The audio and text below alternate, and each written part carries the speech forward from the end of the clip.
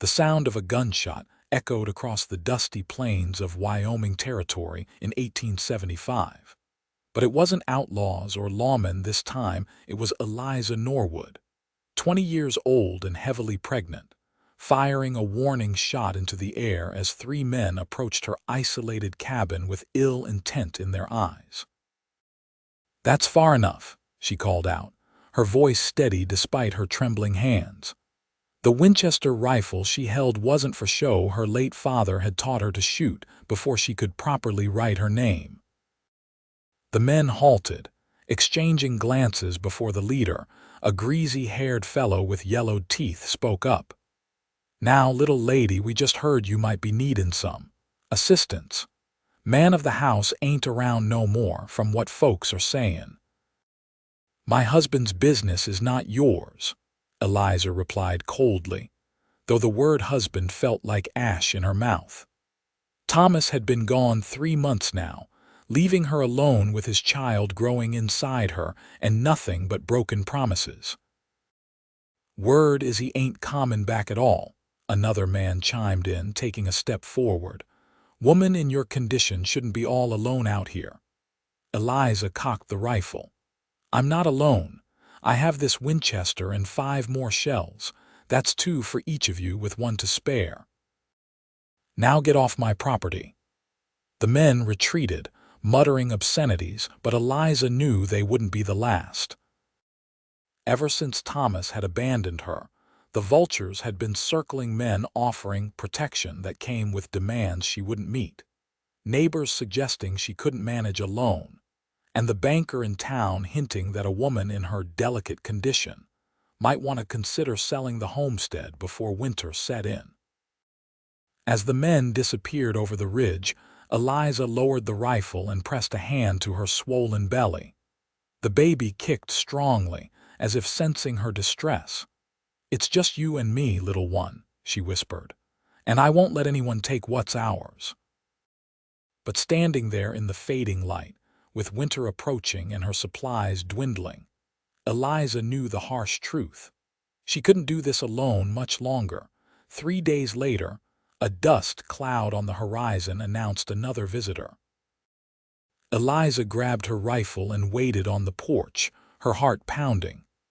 This time, it was just one rider, a tall man on a chestnut mare. As he drew closer, she noted his worn but clean clothes, the absence of visible weapons, and the way he removed his hat as he approached, stopping a respectful distance away. "Madam," he called. "Name's Matthew Xavier. I've been hired to deliver some supplies from Wilson's General Store." "Mr. Wilson said you'd placed an order." Eliza frowned. "I placed no order." The man Matthew looked genuinely confused. "He said it was all paid for. Got flour, coffee, salt pork, and some other necessities." He gestured to the laden saddlebags and pack tied behind his saddle. "Who paid for it?" Eliza demanded. "Don't rightly know, madam. Mr. Wilson just said to bring it out here and make sure you got it safely." He hesitated. "If you'd rather I leave it here and go, I understand." Something about his direct gaze and the way he kept a respectful distance made Eliza lower her rifle slightly. "You can bring it up to the porch." As Matthew unloaded the supplies, Eliza noticed calloused hands that spoke of honest work and a lean, muscular build earned through physical labor rather than idleness. His eyes never lingered inappropriately on her condition, and he kept his movements deliberate and non-threatening. "That's the lot of it," he said, placing the last sack on her porch. "Need help carrying anything inside?" "No, thank you," Eliza replied, still wary. "I manage just fine." Matthew nodded, replacing his hat. "Well then, I'll be on my way." He paused. "Madam, I don't mean to overstep, but there's talk in town. Some unsavory types mentioning this place.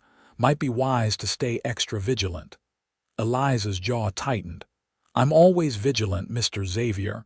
Of course." He mounted his horse smoothly. "Good day to you, madam."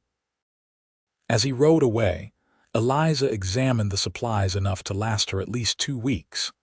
Among them was a small package wrapped in brown paper that contained prenatal tonics from the apothecary and a note that simply read, "From a friend who understands. You're not alone." Eliza's eyes welled with tears. She quickly blinked away. Who in town would help her? Most women looked at her with pity or scorn. An abandoned wife with a child on the way was hardly respectable company. The men either saw her as helpless prey or damaged goods. That night, as the wind howled outside her cabin, Eliza made a decision. She would find out who her mysterious benefactor was, thank them properly, and then sell the homestead. She'd been fighting a losing battle out here, and pride wasn't worth her baby's safety.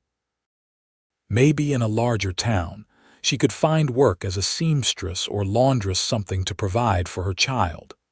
The next morning, Eliza hitched her mare to the small wagon Thomas had left behind. The trip to town would take nearly 3 hours, and in her condition, it wasn't wise to go alone, but she had little choice. Dressed in her least shabby dress, with her hair pinned neatly beneath her bonnet, she set out for Clearwater. Clearwater was barely a town, one dusty main street with a general store, saloon, small church, and a smattering of other businesses.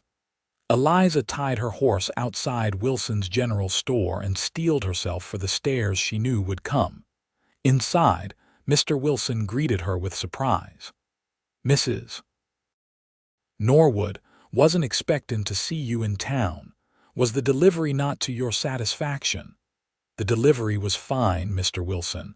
I've come to inquire about who paid for those supplies." Wilson's expression grew uncomfortable. "Well now, I was asked to keep that private-like." "Mr. Wilson, someone is spending their hard-earned money on my behalf. I deserve to know who." The storekeeper sighed. "It was young Xavier. Said he was passing your way and noticed things might be getting lean out there. Paid for everything himself, asked me not to mention it was him." Eliza blinked in surprise. The deliveryman himself. A complete stranger had shown her more kindness than people she'd known for years. "Where might I find Mr. Xavier?" she asked. "He's been taking odd jobs around town. Think he's helping Jenkins repair that barn roof today." Eliza thanked him and walked the short distance to the Jenkins farm on the edge of town. Sure enough, Matthew Xavier was there, balanced on the roof, hammer in hand. When he spotted her approaching, surprise flashed across his face. "Mrs. Norwood," he called, climbing down carefully. "Is everything all right, Mr. Xavier? I believe I owe you thanks for the supplies delivered yesterday." Matthew removed his hat, looking somewhat embarrassed. "Mr. Wilson wasn't supposed to tell you that. I insisted, and I must insist on repaying you when I can." He shook his head firmly. "It wasn't charity, madam. Consider it a neighborly gesture. We're hardly neighbors, Mr. Xavier. I don't even know you." "True enough." His eyes met hers directly. "I arrived in these parts about a month ago looking for honest work. Been taking whatever jobs I can find. I heard some men in the saloon talking about a woman out on a homestead alone, planning to take advantage of your situation." His jaw tightened. "I've seen what happens to women left vulnerable in these territories. Thought I might help in a small way." "Your concern is appreciated but unnecessary," Eliza said stiffly, though her heart raced at the confirmation of her fears. "I can take care of myself." "No doubt about that, madam, but everyone needs help sometimes." Before Eliza could respond, a sharp pain lanced through her abdomen. She gasped, clutching her belly. Matthew was at her side instantly. "Mrs. Norwood." "I'm fine," she insisted, though another pain quickly followed. "It's just—" Her words cut off as she felt a rush of fluid down her legs. Horror dawned as she realized what was happening. "The baby, it's coming." Matthew's eyes widened, but he didn't panic. "Let's get you to the doctor." "There is no doctor in Clearwater," Eliza managed through gritted teeth. "Then we'll get you to Mrs. Jenkins." She's midwifed half the babies in the county." Before Eliza could protest, another contraction hit, stronger than before. Matthew called out to Jenkins, who rushed over. Between them, they helped Eliza into the Jenkins house, where Mrs. Jenkins took immediate control of the situation. "It's too early," Eliza gasped as they settled her in the spare bedroom. Mrs. Jenkins checked her quickly. "Not by much, dear. First babies often come when they please. Now, gentlemen, out." The next 12 hours were a blur of pain, fear, and determination for Eliza. Mrs. Jenkins proved a capable midwife, coaching her through each contraction with firm kindness. Outside, Matthew paced the porch, refusing to leave despite Jenkins' suggestion that birthing was women's business and no place for an unrelated man to linger. "I brought her to town," Matthew said simply. "I'll see she gets home safe."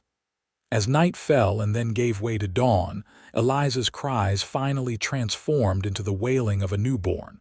Mrs. Jenkins emerged, tired but smiling. "A healthy girl," she announced. "Small but strong lunged." Matthew released a breath he hadn't realized he was holding. "And Mrs. Norwood?" "Exhausted, but she'll be fine. She's a tough one." It was 3 days before Mrs. Jenkins deemed Eliza and the baby whom she'd named Emma strong enough to travel.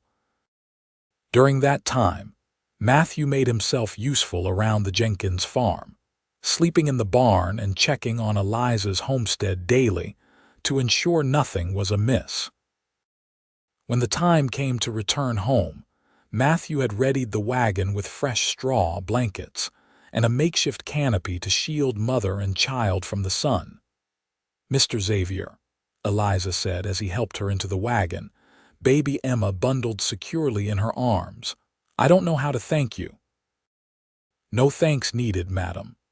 I insist on paying you for your time and the supplies." Matthew shook his head. "I won't take money from a new mother." He hesitated. "But I would be obliged if you'd consider hiring me to help around your homestead for a spell. Winter's coming, and there's likely repairs needed before the snow flies.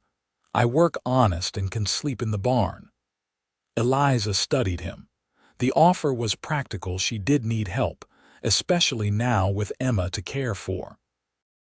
Yet hiring a single man to stay on her property would set tongues wagging even more than they already were.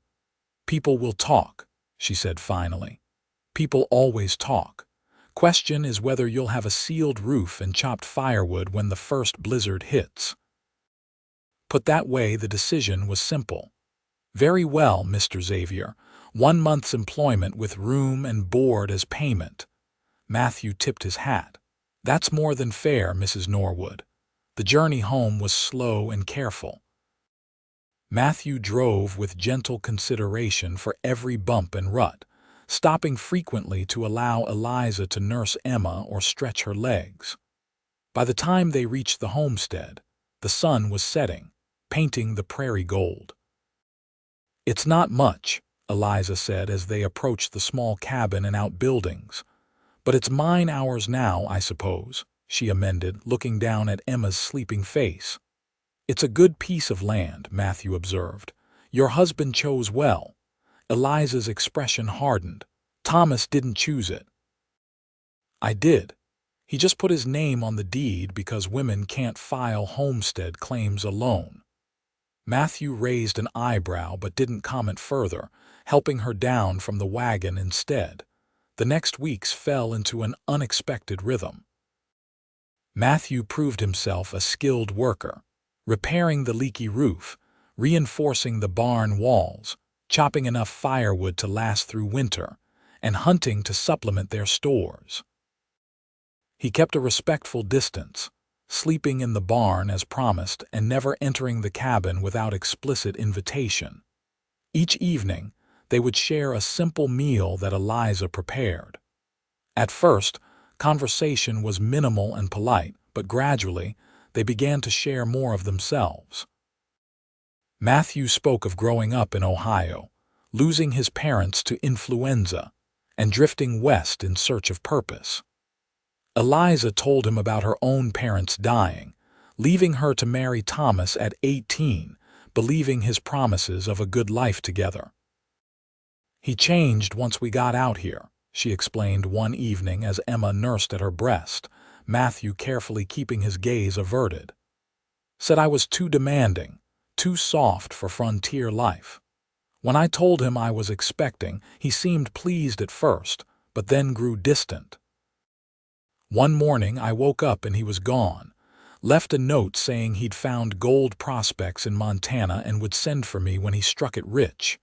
She laughed bitterly. "That was 7 months ago. Some men aren't worthy of the title," Matthew said quietly. As November brought the first snows, Eliza realized two things simultaneously. Matthew's month of employment had ended, and she didn't want him to leave. His presence had become a comfort rather than a concern, his steady reliability a balm to her wounded trust.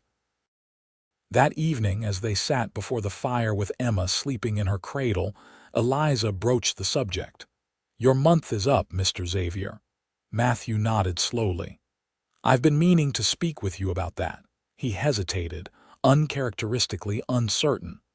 "I'd like to stay on if you'll have me. The winter will be harsh and there's still work to be done. Come spring, I can help with planting." Eliza studied him, this man who had become something like a friend. "I can't pay you. I'm not asking for payment." "Then what are you asking for, Mr. Xavier?" He met her gaze steadily. "A place to belong, Mrs. Norwood. I've been drifting a long while. Your homestead needs a man's labor and Emma needs protection. I'm offering both with no expectations beyond room, board, and the satisfaction of honest work." Eliza wanted to accept immediately, but caution held her back. "People in town already talk. If you stay through winter—" "Let them talk," Matthew said. "We know the truth of things." And so Matthew stayed, moving into the small lean-to attached to the cabin when the temperatures dropped too low for the barn to be habitable. They developed a companionable routine. Matthew handling the outdoor work, Eliza managing the household and caring for Emma, who grew plumper and more alert by the day. December brought blizzards that confined them to the cabin for days at a time. During these forced intimacies, they shared stories and dreams. Matthew taught Eliza to play checkers. She taught him to darn socks. They read aloud from Eliza's small collection of books in the evenings, their voices blending in the warm lamplight. On Christmas Eve, Matthew surprised her with small gifts, a hand-carved rattle for Emma and a delicate wooden comb for Eliza. "I've been working on them at night," he explained, almost shy. "Not much, but—" "They're beautiful," Eliza said, genuinely touched. "I have something for you, too." She handed him a knitted scarf. "Not nearly as fine as your carvings." "It's perfect," he said, wrapping it around his neck immediately. That night, as snow piled against the windows and the wind howled outside, something shifted between them. Nothing was said, nothing was done, but both felt it, a warmth beyond the fire's heat, a possibility neither dared name. January brought more snow and a new visitor. The county sheriff, arriving on horseback during a rare clear day. "Mrs. Norwood," he called from outside. "Got some news needs delivering." Eliza opened the door, Matthew standing protectively behind her. The sheriff's eyes narrowed slightly at Matthew's presence, but he made no comment. "Madam, I regret to inform you that your husband's body was discovered near Fort Benton. Appears he ran afoul of some unsavory characters in a gambling dispute." He handed her an official-looking document. "This is the death certificate. There's also this." He produced a small pouch, the few personal effects he had on him. Eliza accepted both with steady hands. "Thank you for bringing this news, Sheriff. There's one more thing, madam.